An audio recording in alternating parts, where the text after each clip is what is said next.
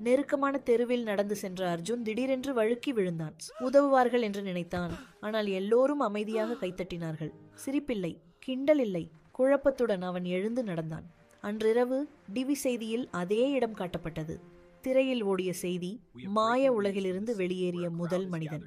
அந்த கைத்தட்டல் அவமானமல்ல, விடுதலையின் பாராட்டு.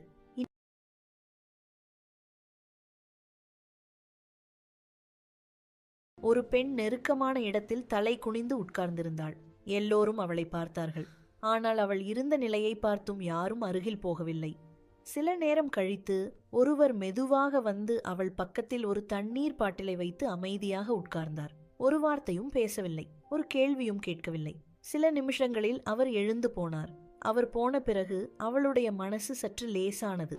சில ஆறுதல்கள் கேட்கப்படுவதில்லை, அவை உணரப்படுகின்றன. ஒரு நொடி முன்னாடி வரை இந்த நகரம் சாதாரணமாக தான் இருந்தது. அடுத்த நொடியிலே எல்லாமே அப்படியே நின்றுடுச்சு. சாலையிலே ஓடின வாகனங்கள், நடந்து போன மக்கள். ஆனா அவன் மட்டும் நகர முடிந்தான்.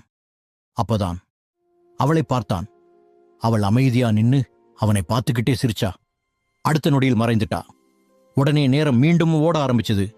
அவன் கையில மட்டும் ஒரு சின்ன சீட்டு இருந்தது. அதுல எழுதியிருந்தது, அடுத்த முறை விழிக்காதே.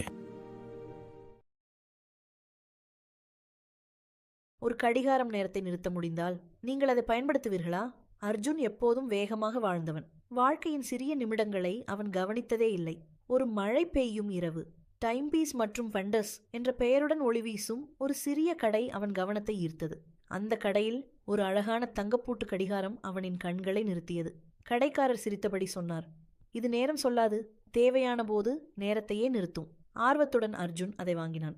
வீட்டிற்கு வந்து பட்டனை அழுத்தியதும் உலகமே நின்றுவிட்டது. மழைத்துளிகள் காற்றில் மிதந்தன, சத்தங்கள் உறைந்தன.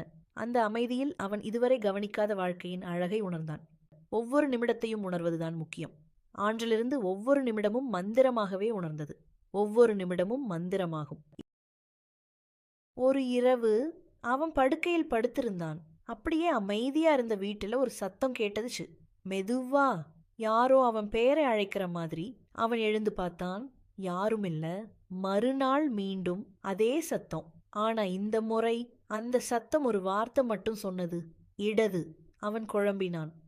அடுத்த நாள் சாலையில் கார் ஓட்டிக்கிட்டு போகும்போது அந்த சத்தம் மீண்டும் இடது. அவன் இன்ஸ்டிங்க்ட் லெஃப்ட் டர்ன் எடுத்தான்.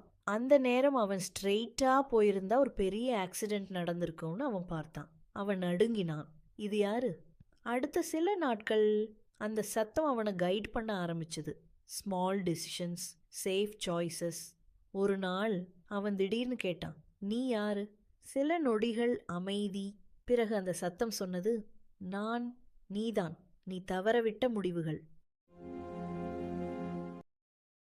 நாள் காலை அவன் சுவர்ல விழுந்த தன்னோட நிழலை கவனிச்சான். அது வழக்கம்போல அசையல, சிறிது தாமதமா அசைந்தது. பயந்தான். அவன் கை தூக்கினான். நிழல் ஒரு நொடி தாமதமா தூக்கியது.